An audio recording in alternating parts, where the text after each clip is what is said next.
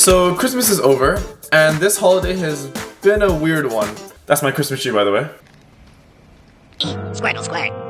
So as we enter into the new year, I wanted to talk about 5 good habits that I want to try and implement to improve and better my own life. Now, after binging a bunch of self-help and productivity books and videos, there's one thing which I took away which I want to share with you guys as you embark on trying to work on your New Year's resolutions. I think the biggest mistake you can make when you're trying to make changes in your life is trying to do too much all of a sudden. Don't take on too much all at once. Trying to be better, in the long term anyways, it's a process that works best with small changes that are implemented consistently. And don't forget to celebrate the small wins every day. That's the way that you can kind of motivate yourself and give yourself the momentum to keep on going. Alright, so starting off with the first habit. So this year I want to try and drink more water. So currently health guidelines would say that it's recommended that you drink up to 6 to 8 glasses a day. And if you think about most people, I'd say that most people probably aren't drinking this amount. Water, as you know, is super important to the body. It's used in your cells, your tissues, your organs, and for your body, it's used to maintain your normal bodily functions. And a good way of thinking about this is, as a general rule of thumb, a person can survive without food for about 3 weeks. But a person can only survive without water for just 3 days. So the first way that I'm trying to motivate myself to drink more water is I'm going to try and carry a water bottle with me at all times. So my choice of water bottle is this Gatorade squeezy bottle, and it may not be everyone's first choice, but I like it because it makes me think of an NBA player courtside, and also you can squeeze it as such. I noticed that if I have a bottle, it kind of acts like a trigger or a reminder so that I remember to drink water. With everyone spending a lot more time at home, a good alternative is a jug that you keep outside. Now, the reason that this is good is because just having a visual cue is a good trigger or good reminder that you should be drinking some water. Another way that I'm trying to motivate myself to drink more water is with this app called Plant Nanny. Now, this is a super cute app which reminds you to drink water, and in exchange, it helps you grow a plant, and you can then collect coins, which then helps you deck out your own plant, and you can upgrade your plant as well. Personally, I've killed every plant I've owned, but I'm now trying to actually look after some houseplants. Hopefully they survive, but at least this app allows me to grow a plant that I know I can't kill or won't kill, and also it reminds me to drink some water.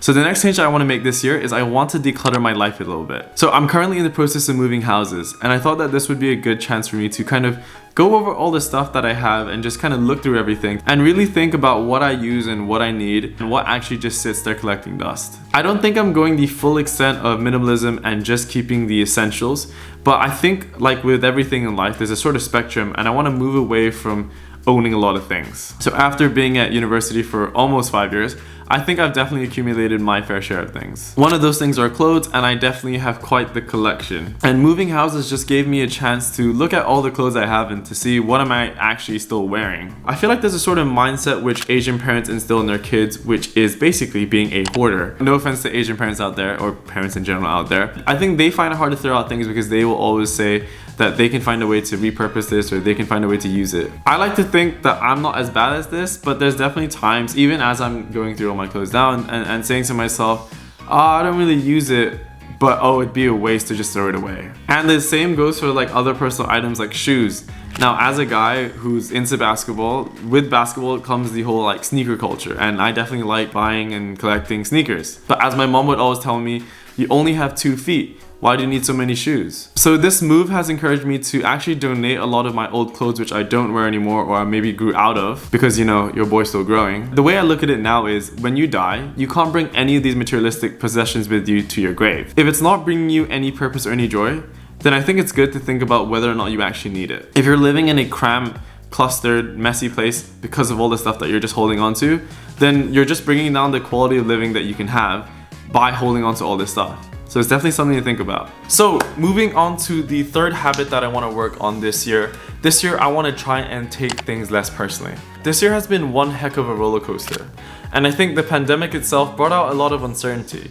And then this uncertainty brought out a lot of anxiety and I guess negative emotions out of a lot of people. Now, I've had my fair share of dealing with unexpected, unpleasant dealings in the past, but I think this year definitely takes the cake. Now, I think at first it's easy to be introspective and to think that you're at fault and to take things too personally and allow it to bother you. In the past, whenever things would happen, I think I would allow things to bother me for it to unmotivate me from doing the things which I wanted to do in my day. So if I wanted to go work out, if I wanted to go study, I think these things would kind of nag at my brain, and in a sense it would just kind of mess up my day. Now I've realized in life, no matter what you do, you're going to run into unpleasant situations. Now it's up to you to be the bigger person, deal with the unpleasant person or situation, and just move on. As long as you can look yourself in the mirror and know within yourself that you haven't done anything wrong, or if you have done anything wrong, that you can take full responsibility for it, then there's no reason that this should bother you past that point. Try to understand that there's probably a bigger turmoil going on in that person's mind, so there's no reason for it to bog you down anymore. If you are someone who's going through something difficult,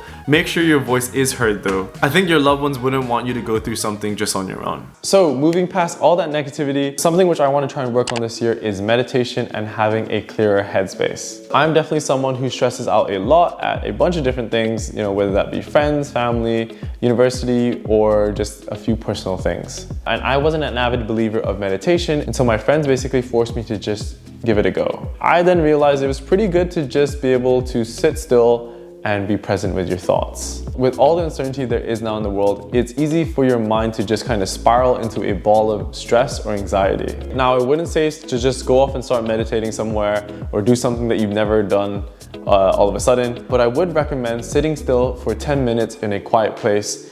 Take away your phone, take away distractions, and just be present with what your thoughts are. So how I've done this recently is I've been following some meditation and breathing exercises on YouTube. And this is something which I want to do more consistently because currently I'm just doing this every now and again. Just sitting still can feel like such a luxury at times, but it really shouldn't be. I think a lot of people think that they can't afford to give up 10 minutes because there's just too much to do in a day. But I think that spending 10 minutes less on Instagram and spending 10 minutes on your mental state is a much better use of your time. Moving on to the last habit, I want to try to be better at keeping in contact with my friends and family. If you know me, you'll know that I'm a terrible texter. To all my friends, I'm sorry and I love you and I will be better. And oh wow, I sound like every married man out there right now. Anyways, alongside, just replying current messages, I want to try and text or call one to two different friends or family members each day. And this way, this encourages me to try and keep in contact with those who I do care about. This year, it's been increasingly hard to meet up with friends, especially with all the restrictions. It's especially been hard to meet family because it's been about a year since I've been back to Hong Kong. With that and the pressure from uni or from work or from anything really, it's easy to forget to keep in contact and to check up on all your loved ones. And I hope by trying this, I can be a better friend, a better son, and a better brother. But anyways, that wraps up this video. So those were my 5 habits which I want to try and work on this year to try and improve and better my own life. I hope that inspired some of you. And please comment down below if you guys have any New Year's resolutions that you guys want to work on. I'm curious to see how you guys are trying to better your own lives. Let's hope that 2021 is a better year. But anyways, I'll see you guys in the next one. Peace. Bye-bye.